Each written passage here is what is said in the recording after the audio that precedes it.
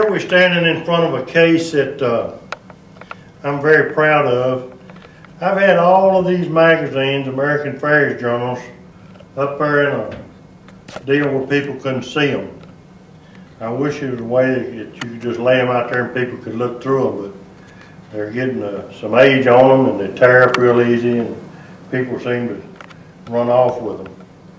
I think this, besides what the American Farriers Journal has, might be one of the larger collections. And when it first started, I was really, man, I waited on that thing to come every month to see what was going to be in there.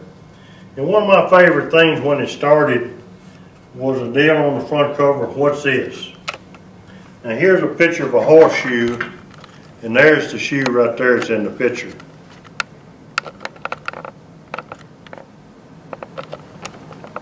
It's a spring-loaded heel shoe, and it's in the museum. It was sent here by Cornell to ask all the horseshoers if they can explain how this shoe is made. And I've heard every kind of theory you can imagine. I used to send Henry a lot of different pictures. This is a real simple side clip and caulk that you had to nail home. You didn't have an ice device on your shoe. You could just nail it right on there. Here's a clamp on ice device. There was one of the pictures. And here's a pair of ice chains that actually went on a horse's foot. If they got up in the morning, needed some traction, that was a device that went right on the foot so you could have traction. It's really neat after you lay some of these magazines down and go back to them over the years and look back through them and remember that time and that era. It's just unbelievable. And some great articles in here, great pictures. Some of us are still living from when this magazine started. And Frank, he's done a tremendous job in the last few years. You can kind of look down at the case and see from the beginning into 2011 how many more magazines, how thicker it's gotten. The publication that I carry in my truck every time I go somewhere is the directory where all the manufacturers and stuff are listed.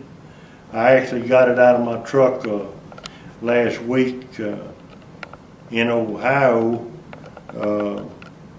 showing a man where he could get some machinery to manufacture something in his blacksmith shop. So they all serve a purpose.